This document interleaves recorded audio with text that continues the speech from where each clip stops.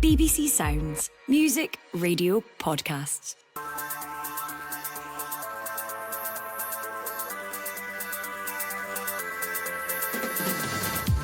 Hello and welcome to the Scottish Football Podcast, bringing you all the news, views and analysis that you need. It's Wednesday the 12th of February. I'm Liam McLeod and it's a huge night for Celtic as they prepare to face Bayern Munich in the Champions League. I think what is important for us, that we're very much alive in the tie. Going over to Germany, I think that would be the key message for us. Brendan Rodgers says his team selection is easy with Daizen Maeda now available. And then a strike comes in, it's in! Oh, what a goal! Oh, what a goal from Daizen Maeda!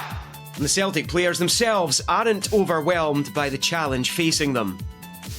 I back our team with everything. I think when we are on it and when we play our game and we have the right mindset and we play as a collective, I would truly back us against anybody. So it's really up to us. All that, and we'll hear how Bayern are shaping up. The Scottish Football Podcast from BBC Sports Scotland. So thank you very much for listening to this edition of the Scottish Football Podcast. Hopefully you are subscribing as well. We're with you every single day. We're going to be joined by the German football journalist Constantin Eckner shortly. I'm currently, though, with our chief sports writer Tom English, who's been up to his neck in Six Nations. So perhaps, given what happened at Murrayfield on Sunday, Tom, this will be a welcome distraction for you. Albeit, I guess it was your country won the match. Yeah, sometimes forget that. Yeah, you do forget it. You know, it was a victory for Ireland. Desperately disappointing for Scotland. Grim for Scotland. So, yeah, no, the following week in the Six Nations and jumping straight back into a mammoth Champions League tie. I mean, doesn't come a whole lot bigger than this, Liam, does it?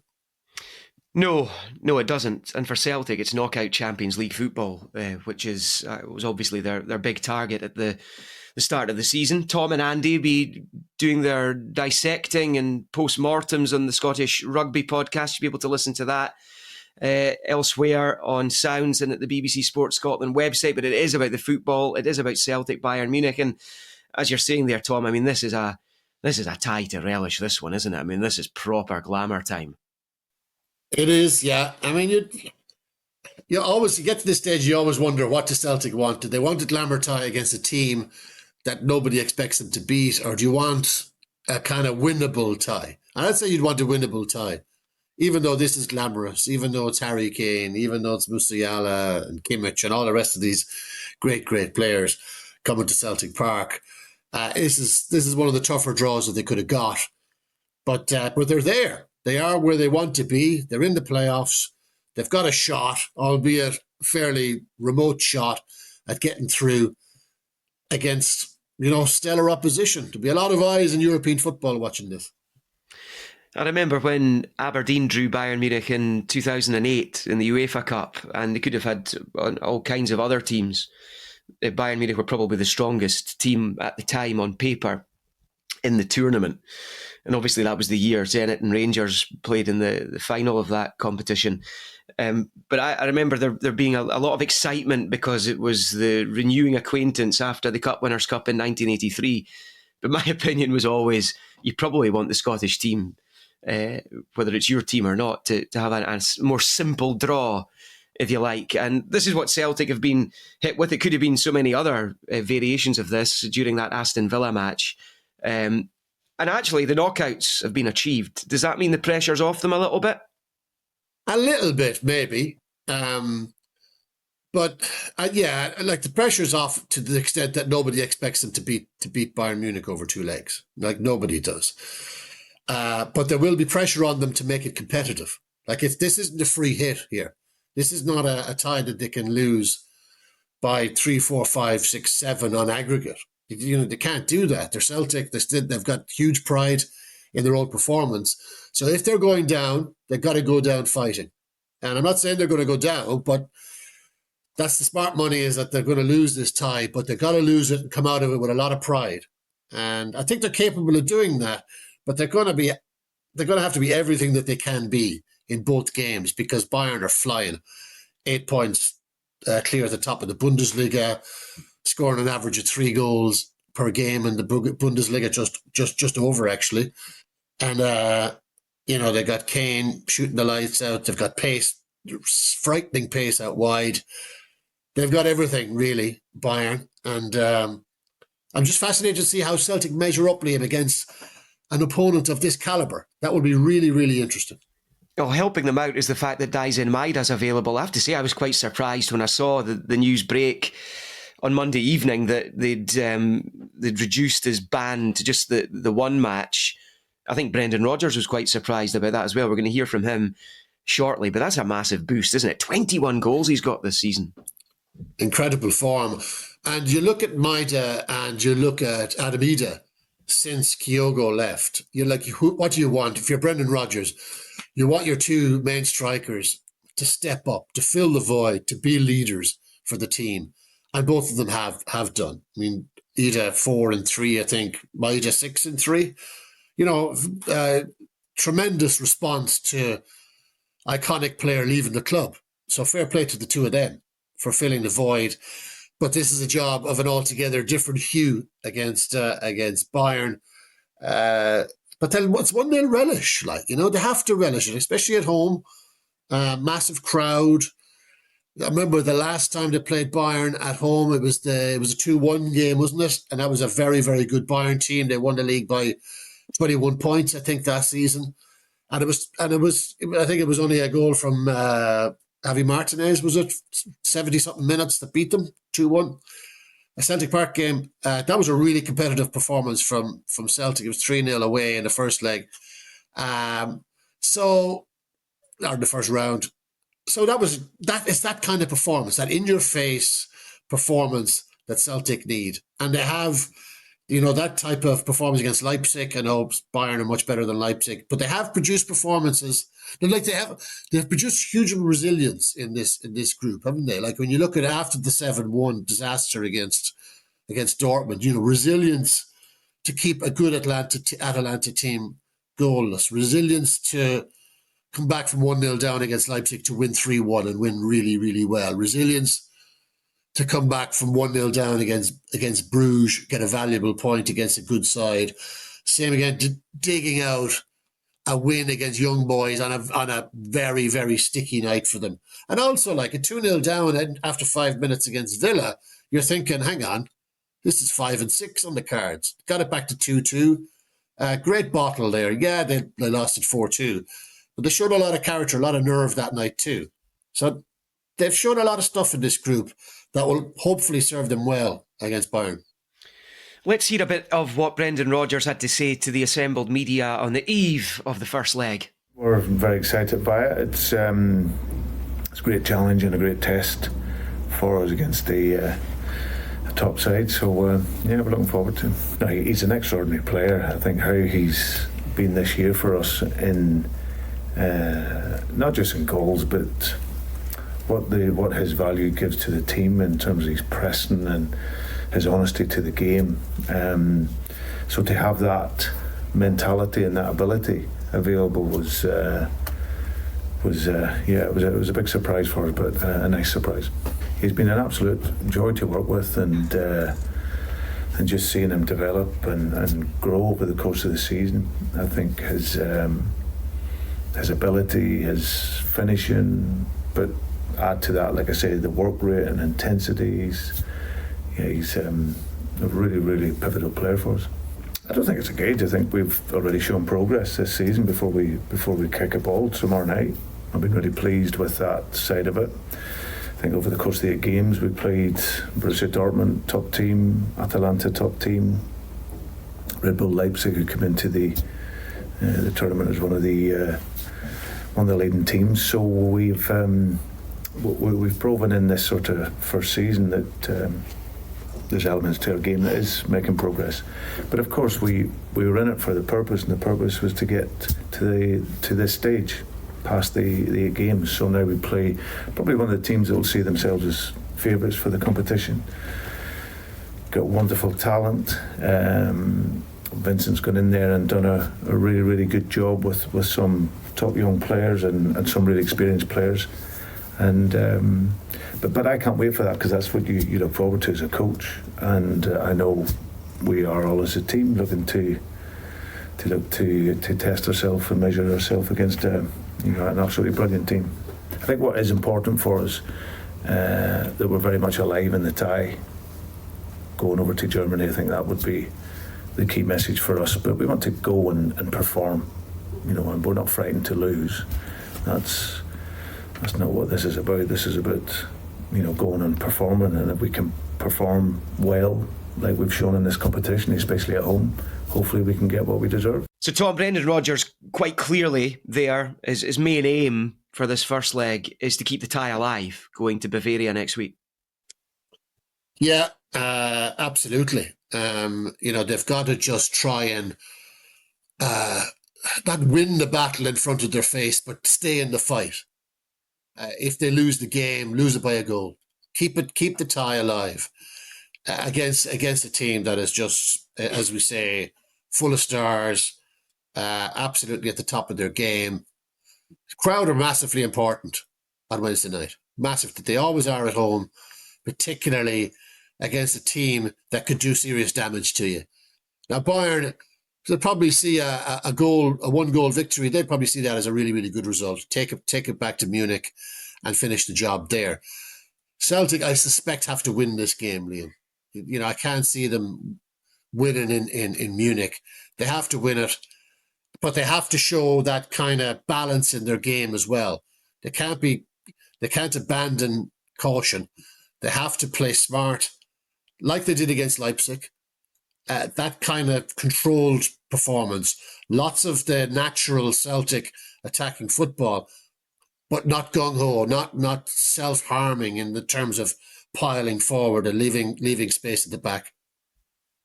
I promised you Constantin Eckner, German football journalist, and Constantin's with us now. How are you? I'm fine. How are you guys? Really good. Thank you. It's nice to see you. We can see you. The people listening to the podcast, they're just able to hear you. But it's going to be great to just get a little insight into the German view. I just wonder how concerned or otherwise Bayern Munich are with this tie. I mean, I suspect not, going by what I read from Marcus Babbel earlier today when he suggested Bayern are going to breeze through this tie. I mean, he's not in charge of the Bayern team. He's just a former player and pundit and coach also. But I think Bayern take that tie seriously because from their perspective, you can't be eliminated by Celtic, to be honest. I mean, that would be a disaster. The perception would be horrible in Germany and especially around the club and within the club because the goal is to play the final at home again after 2012.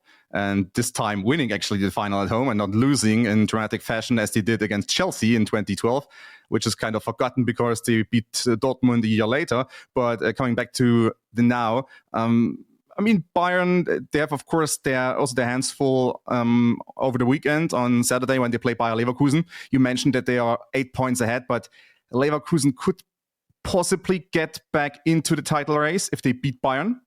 Would be a statement win for Bayer Leverkusen once again, at home especially, just like last year when they actually beat Bayern somewhat decisively. So that's why, I mean, I don't know how focused Bayern are and for the game at Celtic and how much they actually think already about the game against Leverkusen at Leverkusen, second best team in the Bundesliga, a strong side, coached by Xabi Alonso, of course. So I'm not sure. And also some injury woes are concerning Bayern right now. Both first string center halves are dealing with injuries, so Upamecano and Kim Min-jae.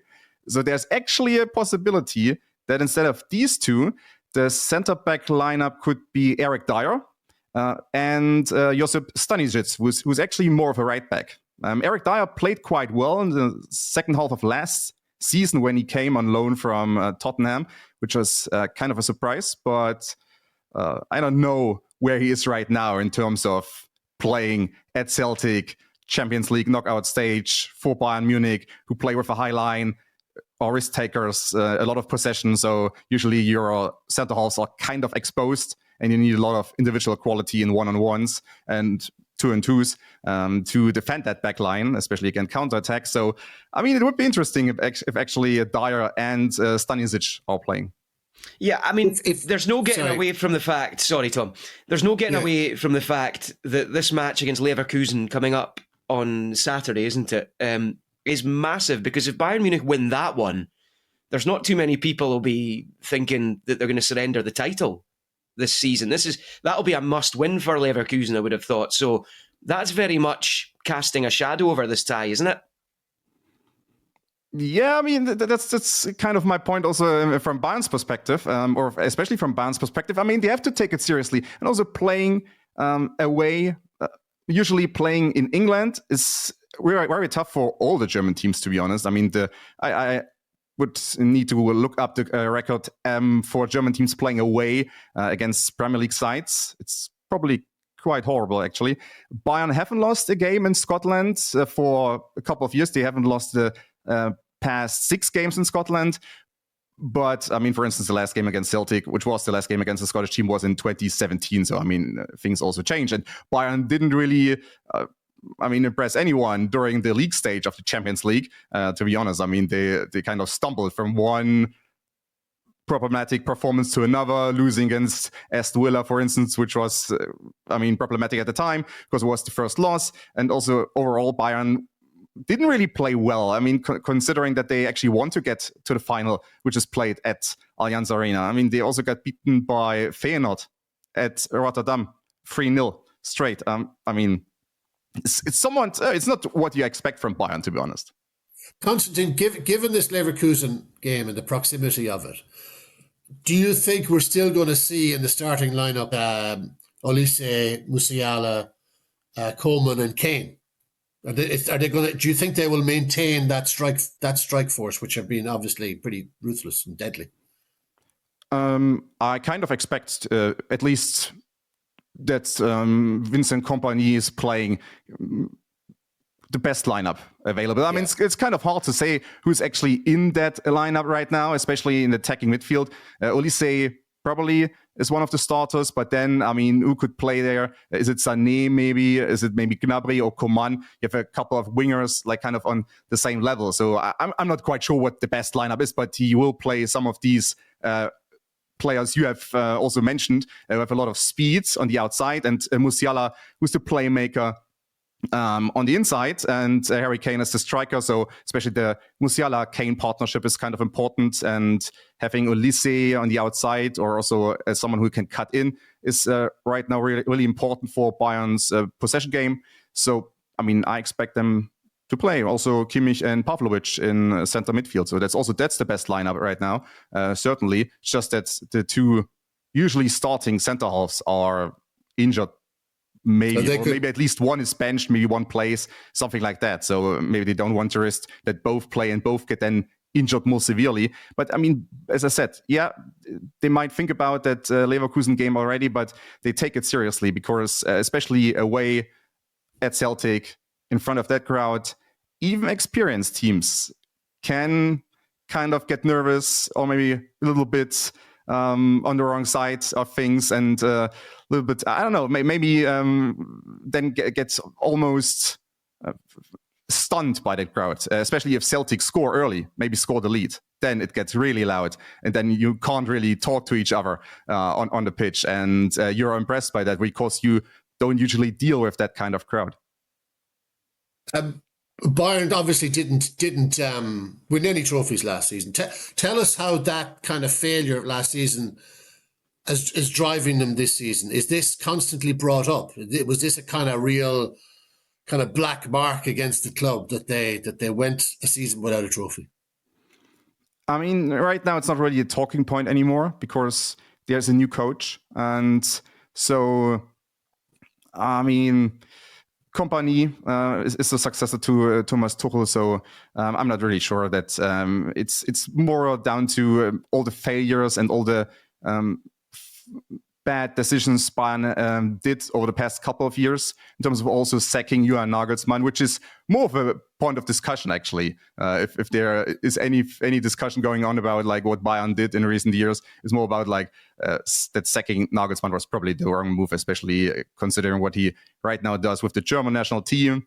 He's kind of everybody's darling, has become at least everybody's darling, a sympathetic figure, which he wasn't really when he coached Bayern, but still, I mean, things change, and just Bayern, maybe they needed more patience with Nagelsmann.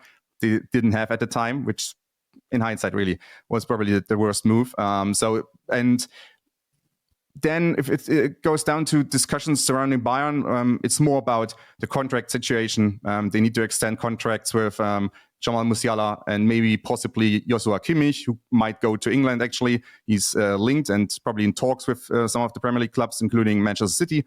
So you never know. And also maybe that Bayern actually initiate at least a soft rebuild or a soft restructuring of the squad during the summer, that they might actually sell a couple of players or let them go, like Leroy Sané, that they don't extend his contract, and that they bring in fresh blood, new players like Ulisse, but also more of these kind of players, because the squad is not old on paper, but it has gotten old a little bit on some of these positions. Just players who didn't really take the next step. I think Leroy Sané is a good example. When he came to Bayern from Manchester City, there was a lot of hype around him, German international, and so on and so on, but never really got to that next level.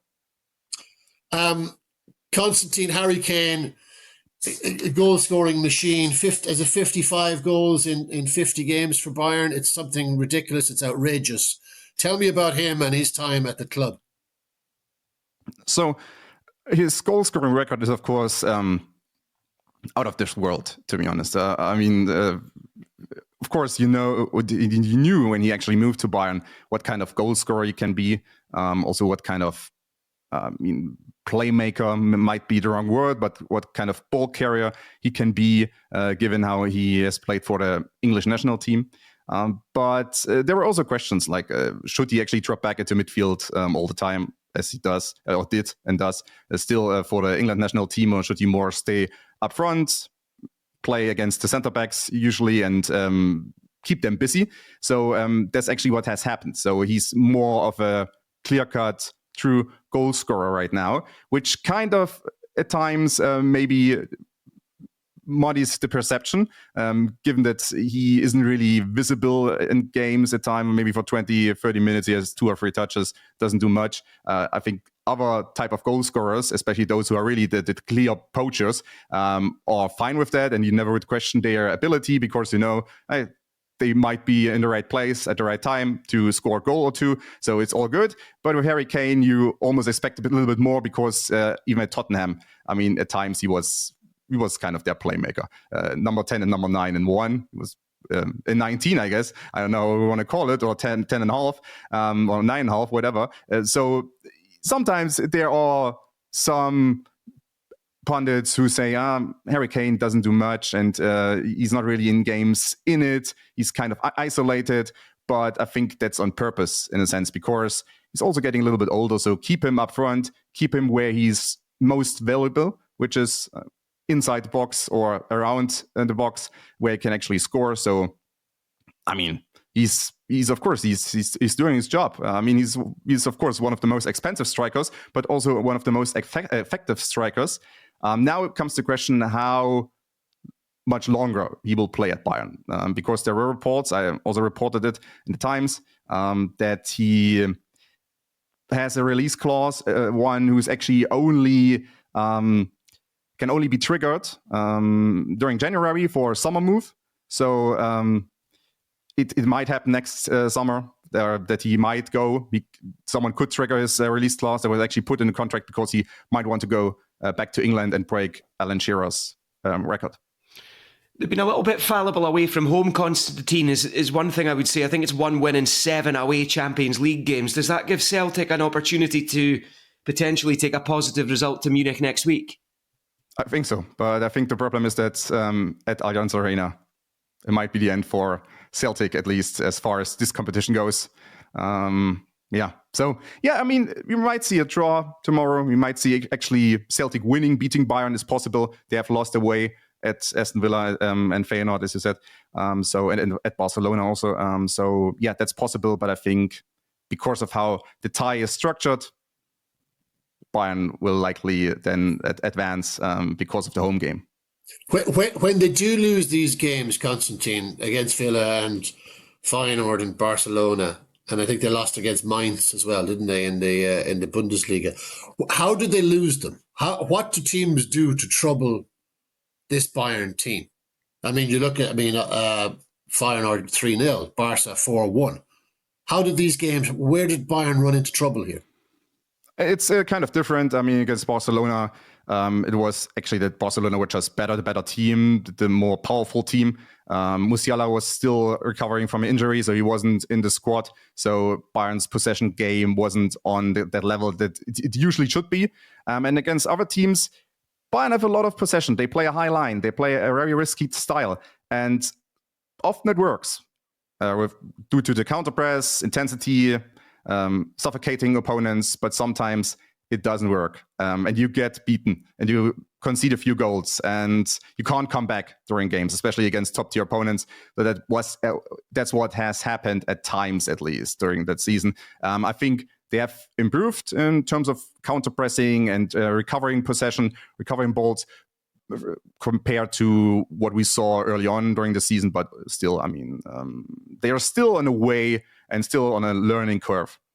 Really good to get the German take on things from Constantine. Tom, just before we go, Constantine's talking about the strong home record Bayern Munich have. Celtic have got a very strong home record. They haven't lost at home since the 16th of December 23, and they've only lost 2 of their last 64 games played at Celtic Park. And, you know, that includes this season's Champions League matches where they've been positive, they've got positive results. How do you see it going? What's your prediction? I think the Celtic Park game will be tight, Liam. I think Celtic will find a way of being competitive in that game, whether it's a draw, whether it's a narrow win. I wouldn't rule that out, or a narrow loss. All of those, I'd be very surprised if Bayern wrap this tie up on Wednesday night, as good as they can be. I think Celtic are good enough to keep this alive. As Brendan Rodgers says, that's the goal, to keep it alive for Munich. I think a different story in Munich. Bayern in their own place are extremely formidable. But job one, forget about the second tie for now. The job one is to stay in the hunt. And I think they have enough about them, Celtic. They have enough goal threat to keep it alive. And if they do that, it's job done. Part one is done. Part two, slightly trickier. Yeah, they'll worry about that next week when it comes along. Listen, thank you very much to Tom English and to Constantin Eckner for joining me on the Scottish Football Podcast today. Don't forget the big one tonight, live on Sports Sound. The guys on air at 6 o'clock. It's an 8 o'clock kickoff. Celtic against Bayern Munich in the first leg of the knockout playoff round, and the two sides looking to try and get themselves into the last 16 of the tournament. And don't forget that there's highlights available as well on BBC One this evening of all the Champions League action from during the week. And we will have another Scottish Football Podcast with you tomorrow, as we do every single morning, bright and early. Do subscribe, and we'll see you for the match. This is the shocking moment English football has been dreading. My name is Moses Swabu, and I used to be a professional footballer. But then I got in deep with organised crime and became a match fixer operating in the English League. A match-fixing investigator has highlighted 2 matches he says appear to have suspicious betting patterns. How honest are you going to be with me? This is 100%. Join me for Sports Strangest Crimes presents Confessions of a Match Fixer. Listen on BBC Sounds.